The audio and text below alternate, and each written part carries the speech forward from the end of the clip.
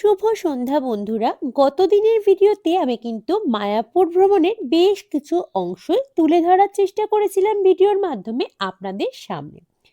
তবে ওই একটা ভিডিওর মধ্যে দিয়ে সমস্ত মায়াপুর ভ্রমণের টুকিটাকি তুলে ধরা কিন্তু একেবারেই সম্ভব হয়ে ওঠেনি, যেহেতু ভিডিওটা অনেকটা লেন্দি হয়ে পড়ছিল। তাই আজ মায়াপুর ইস্কন মন্দির পরিদর্শনের পর আমরা কিন্তু বেরিয়ে পড়েছি। আর প্রথমেই একটা টোটো রিজার্ভ করে নিয়েছি। এর আগে যতবার আমরা এখানে এসেছি, এর আগে কিন্তু এই চারপাশটা কখনোই ঘুরে দেখা আমাদের পক্ষে সম্ভব হয়ে ওঠেনি। আর সত্যি বলতে বারংবার অনেকের মুখে এই মন্দিরগুলো সম্পর্কে জানলেও কখনো কিন্তু স্বচক্ষে দেখবার সুযোগটাও ঘটেনি।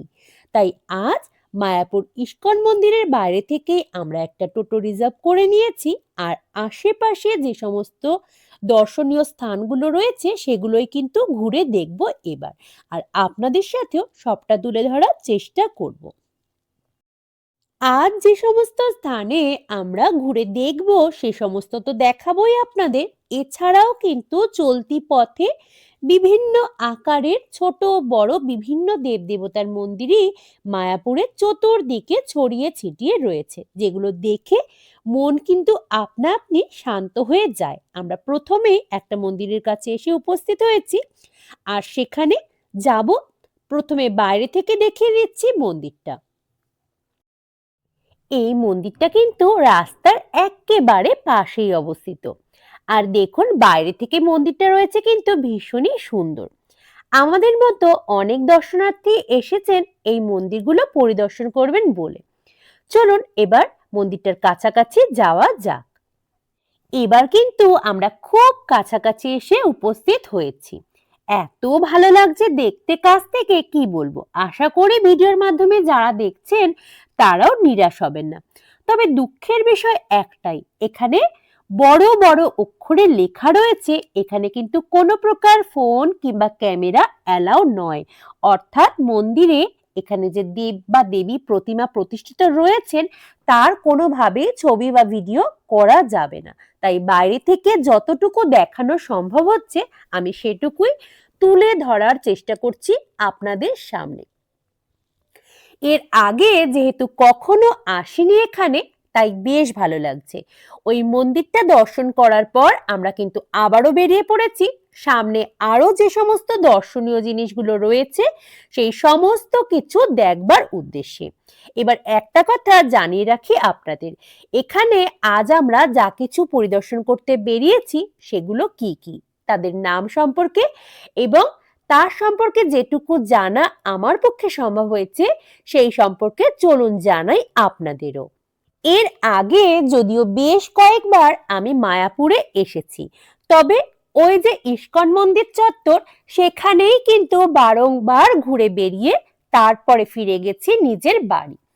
এর আগে আর কখনোই কিন্তু এভাবে চারপাশটা ঘুরে দেখা সম্ভব হয়ে ওঠেনি। আসলে ভাগ্যে না থাকলে কোনো কিছুই সম্ভব নয়, ঠিক তেমনই আজ আমরা মায়াপুর ইস্কন মন্দির পরিদর্শনের পর বাইরে বেরিয়েই কিন্তু এক টোটো বুক করে নিয়েছি। আর সেখান থেকে কিন্তু যে সমস্ত জায়গাগুলো রয়েছে ঘুরে দেখার মতো সেগুলো দেখব বলে বেরিয়ে পড়েছি। আপনাদের সাথে যতটুকু শেয়ার করা সম্ভব হচ্ছে সেটুকু দেখানোরও চেষ্টা করছি। এবার বলি এখানে কোন কোন জায়গা আছে যেগুলো দর্শনীয় এবং যারা এখানে মায়াপুর ইস্কন মন্দির ভ্রমণে আসেন তাদের বেশিরভাগই ঘুরে দেখার চেষ্টা করেন। এখানে কিন্তু বিখ্যাত 5টি স্থান রয়েছে। প্রথম যোগপীঠ, দ্বিতীয় অদ্বৈত ভবন, তৃতীয় শ্রীবাস অঙ্গন, চতুর্থ মুরারি গুপ্তের বাড়ি এবং পঞ্চম বল্লাল ঢিপি। এই 5টি দর্শনীয় স্থান কিন্তু এখানে এলেই প্রায় প্রত্যেকেই ঘুরে দেখার চেষ্টা করেন। আমরা একে একে কিন্তু সেই সমস্ত স্থানই ঘুরে দেখছি। আর যতটুকু তুলে ধরা সম্ভব বা মন্দিরের নিয়ম অনুযায়ী কোনো রকম আপত্তিকর নয় ততটুকুই আমি চেষ্টা করছি আপনাদের চোখের সামনেও তুলে ধরতে। এবার যে স্থানগুলির নাম বললাম সেগুলি সম্পর্কে আমার পক্ষে যতটুকু জানা সম্ভব হয়েছে সেটুকু চলুন জানানোর চেষ্টা করি আপনাদেরও। এই মুহূর্তে আমরা যে স্থানটিতে এসে উপস্থিত হয়েছি, দেখুন কি বিশাল আকারের পুকুর রয়েছে এখানে। আর ওই পারের, জানি না ওটা স্কুল, কলেজ বা অন্য কিছু, দেখতে কিন্তু বেশ লাগছে। আর এদিকটায় দেখুন বড় একটা লোহার রথ রয়েছে, হয়তো রথের সময় এখানে বড় করে উৎসব হয়। তবে যেহেতু এখন রথ নয়, আমরা কিন্তু দেখতে পাইনি। এটা কিন্তু শ্রী লক্ষ্মীর নৃসিংহ মন্দির। আজ আমরা যে সমস্ত জায়গা পরিদর্শন করব বলে বা মন্দির পরিদর্শন করব বলে বেরিয়েছি, তার মধ্যে অন্যতম একটি স্থান কিন্তু হলো যোগপীঠ। এছাড়া রয়েছে শ্রী অদ্বৈত ভবন, শ্রীবাস অঙ্গন, মুরারি গুপ্তের বাড়ি এবং বল্লাল ঢিবি। প্রথমে যোগপীঠ সম্পর্কে কিছু জানাই আপনাদের। অনেকেই হয়তো অনেক তথ্যই জানেন, তবে আমার কিন্তু বিশেষ একটা জানা ছিল না। আমি যেটুকু জানতে পেরেছি সেটুকু আপনাদের সাথেও শেয়ার করছি। যোগপীঠ মহাপ্রভু শ্রী চৈতন্য দেবের জন্মস্থান। এই মন্দিরটির দূরত্ব কিন্তু ইস্কন মন্দিরের থেকে বেশ কাছেই। আর এখানে যেমন একটা মন্দির রয়েছে, সাথে রয়েছে একটা নিম গাছ। আর মনে করা হয় যে মহাপ্রভু এখান থেকে আবির্ভূত হয়েছিলেন। আমি যেটুকু জানতে পেরেছি সেটুকু চেষ্টা করছি আপনাদের সাথে তুলে ধরতে। তবে একটা বিষয় আমি কিন্তু আপনাদের থেকে ক্ষমা চেয়ে নিচ্ছি, কারণ কোনটা কোন মন্দির সেই মন্দির সম্পর্কে ছবি দিয়ে বা ভিডিও দিয়ে আপনাদের তথ্য দেওয়া আমার পক্ষে কিন্তু একেবারেই সম্ভব হচ্ছে না, কারণ আমিও এই সমস্ত স্থানগুলো আজই প্রথমবার এসেছি এখানে দেখব বলে।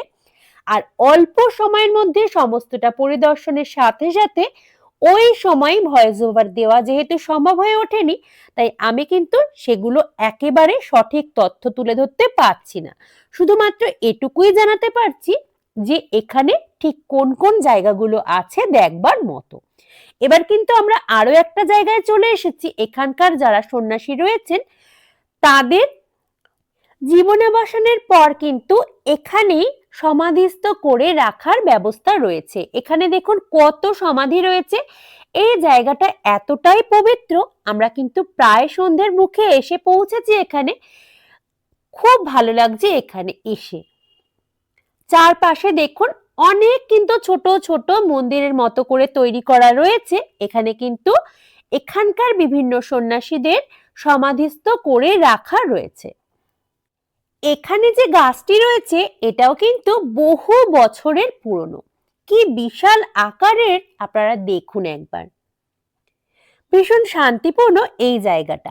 আর যেহেতু হাতে সময় কম, তাই খুব বেশিক্ষণ একই জায়গায় আমরা কিন্তু থাকতে পারছি না, তাই আবারও এগিয়ে চলেছি অন্য এক গন্তব্যের দিকে। যেহেতু প্রথমবার এসেছি, মনে হচ্ছে আরো বেশ কিছুক্ষণ সময় যদি এখানেই থাকা যেত বেশ হতো, কিন্তু উপায় তো নেই, কারণ আবার আজই বাড়ি ফিরতে হবে। আমরা কিন্তু আরো একটি মন্দিরে এসে উপস্থিত হয়েছি, আর বাইরের থেকে এত সুন্দর রয়েছে মন্দিরটি, সেটা দেখিয়ে দেওয়ার চেষ্টা করছি। হ্যাঁ, কথায় কথায় তো বলতেই ভুলে গেছি আপনাদের, আরো যে সমস্ত স্থানগুলো রয়েছে সেই সম্পর্কেই বলছিলাম। আসলে এখানে দেখতে দেখতে বিভোর হয়ে যাচ্ছি মাঝে মধ্যেই। শ্রী অদ্বৈত ভবন। এই অদ্বৈত ভবন কিন্তু অদ্বৈত আচার্যের বাসস্থান ছিল, যেখানে তিনি মহাপ্রভুকে অবতীর্ণ হওয়ার জন্য প্রার্থনা করেছিলেন। এটি যোগপীঠের খুব কাছেই অবস্থিত।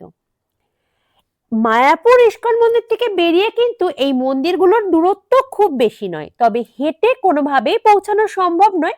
তাই আপনারা যারা আসতে চান অবশ্যই কিন্তু মন্দির প্রাঙ্গণ থেকে অটো বা টোটো কিছু একটা রিজার্ভ করে অবশ্যই চলে আসবেন।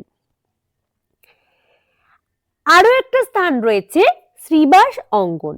শ্রী চৈতন্য মহাপ্রভুর সংকীর্তন আন্দোলনের সূচনা হয়েছিল কিন্তু এই স্থানে, অর্থাৎ শ্রীবাস অঙ্গনে।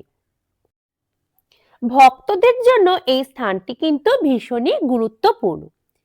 দেখুন, আমরা এই স্থানে প্রবেশ করার সাথে সাথে কিন্তু অপূর্ব সুন্দর ফুলের শোভায় সজ্জিত একটা বাগানও দেখতে পেলাম। এত ভালো লাগছিল, শীতের ফুলগুলো যেন সুন্দরভাবে সজ্জিত হয়েছে চারপাশটা জুড়ে। বিভিন্ন রঙের গাঁদা রয়েছে এখানে, হালকা থেকে ডিপ, বিভিন্ন কালারের। আর এই মন্দিরটিও দেখুন সন্ধ্যার প্রাক্কালে কত সুন্দরভাবে সজ্জিত হয়ে উঠেছে। সন্ধে নামার আগেও এই সমস্ত মন্দিরগুলো কিন্তু যথেষ্ট ভিড় রয়েছে। জানি না কতক্ষণ মন্দিরের দরজা খোলা থাকে। আমি বাইরে থেকে যতটুকু সম্ভব ততটুকু তুলে ধরার চেষ্টা করছি। যদিও ওই যে আগেই জানিয়েছি আপনাদের, মন্দিরের মধ্যে কোনো রকম কিন্তু দেবদেবতার মূর্তি বা ফটো ছবির মাধ্যমে তুলে ধরা একেবারে সম্ভব নয়। এটা কিন্তু শ্যামকুণ্ড। এর আগে যেহেতু কখনো আসা হয়নি এই সমস্ত স্থানে, আমার কিন্তু বেশ ভালো লাগছে দেখতে। আর এই যে বড় পুকুরটা, তার চারপাশটা দেখুন এত সুন্দর গাছে গাছে পরিবেষ্টিত, খুব ভালো লাগছে। সন্ধে নামার আগে জলের মধ্যে কিন্তু গাছগুলোর ছায়াও পড়েছে, অপূর্ব সুন্দর লাগছে শোভা। হাতে যদি বেশ কিছুটা সময় থাকতো, এখানে কিন্তু আরো কয়েক ঘন্টা অবশ্যই আমি থাকতাম, কারণ দূর থেকে অনেক পদ্ম ফুল আমি দেখতে পাচ্ছি, কাছে যেতে পারিনি আজ। আর এখানে দেখুন কি বড় বড় আকারের শোল মাছ রয়েছে, খুব সুন্দর লাগছে দেখতে। চারপাশের শোভাটা দেখুন একবার। পুকুরের চারপাশ থেকে গাছগুলো এমন সুন্দর করে ঘিরে রয়েছে, অপূর্ব শোভা, যেটা মুখে বলে বা কথায় বুঝিয়ে প্রকাশ করার মতোই নয়। সিঁড়ির থেকে উঠেই কিন্তু মন্দির, আর এত সুন্দর দেখুন কত লোকজনের ভিড় এখানে। আমাদের কিন্তু চারপাশটা ঘুরে দেখা প্রায় হয়ে গেছে। এবার বেরিয়ে আমরা কিন্তু আবার ফিরে যাব সেই ইস্কন মন্দিরের প্রাঙ্গণে, কারণ সেখান থেকে আমাদের আবার বাড়ির উদ্দেশ্যে রওনা দিতে হবে। সন্ধ্যের সময় চারপাশের অবস্থাটা কিরকম রয়েছে সেটাও কিন্তু দেখিয়ে দিলাম আপনাদের। হ্যাঁ, মুরারি গুপ্তের বাড়ি এবং বল্লাল ঢিবি এই সম্পর্কে কিন্তু আপনাদের কিছুই বলা হয়নি, তাই জানিয়ে রাখি। মুরারি গুপ্তের যে বাড়ি সেটা কিন্তু মহাপ্রভুর পরম ভক্ত মুরারি গুপ্তের শ্রীপাঠ, যা এই আশেপাশের অঞ্চলে অবস্থিত। আমরা এই সমস্ত স্থানে কিন্তু ঘুরেছি। ওই যে আগেই বললাম আমি সঠিকভাবে চিনি না বলে আপনাদের ভিডিওর মাধ্যমে বা ছবি দেখিয়ে এটা এই জায়গা এভাবে কিন্তু নির্দেশন করা একেবারে সম্ভব হয়ে ওঠেনি আমার পক্ষে। আমার ক্ষুদ্র সঞ্চয়ে যতটুকু সম্ভব হয়েছে তুলে ধরার চেষ্টা করেছি। বাকি রয়ে গেল বল্লাল ঢিবি। সেন বংশের রাজা বল্লাল সেনের প্রাসাদের ধ্বংসাবশেষ কিন্তু ওখানে দেখতে পাওয়া যায়। আমরা এবার এসে পৌঁছেছি মন্দির প্রাঙ্গণে। যেখান থেকে আমরা টোটোয় উঠেছিলাম ঠিক ওখানেই কিন্তু আমরা নেমেও পড়েছি। এবার ফিরবো বাড়ির উদ্দেশ্যে। আর তার আগে বড্ড বেশি খিদে পেয়ে গেছে, কারণ আমরা কিন্তু অনেক সকাল সকাল বেরিয়েছি আর শুধুমাত্র এখানে এসে প্রসাদ গ্রহণ করেছিলাম। এবার এখান থেকে ভেজ বিরিয়ানি খেয়ে নেব। যদিও প্রথমে আমরা খুঁজছিলাম রানাদার বিখ্যাত সেই ভেজ বিরিয়ানি, তবে দোকানটা আমরা কিন্তু সঠিকভাবে খুঁজে পাইনি, তাই আশেপাশের চত্বরে একটা দোকান থেকে আমরা ভেজ বিরিয়ানি নিয়ে নিয়েছি। টেস্টটা কিন্তু অসাধারণ ছিল। মন্দিরের কাছ থেকে ডাইরেক্ট কৃষ্ণনগর যাওয়ার অনেক রকম গাড়ি কিন্তু পাওয়া যায়, তবে ওই যে আমি বড্ড বেশি নদী ভালোবাসি, তাই আমি এই সুযোগটা কোনোভাবেই হাতছাড়া করতে চাইনি। যদিও অনেকটাই রাত হয়ে গেছে, তবুও চেষ্টা করলাম অল্প সময়ের জন্য হলেও নদী পারাপারের মাধ্যমে ওই পারে পৌঁছাতে। তাই চলে এসেছি ফেরিঘাটে। এখান থেকেই কিন্তু নৌকা ধরে ওই পারে পৌঁছাবো।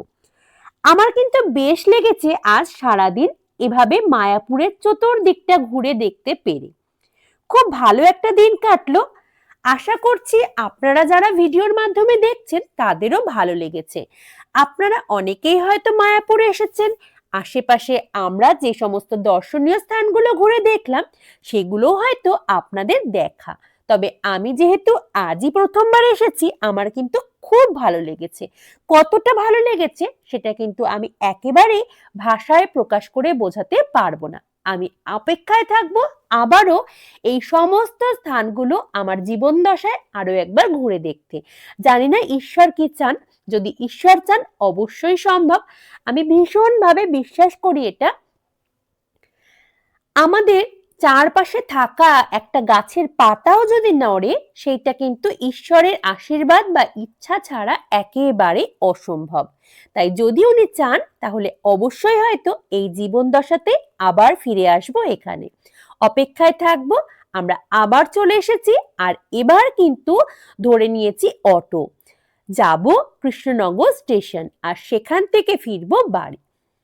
এখনো অনেকটা পথ, ভীষণ ক্লান্ত লাগছে সারা দিনের শেষে।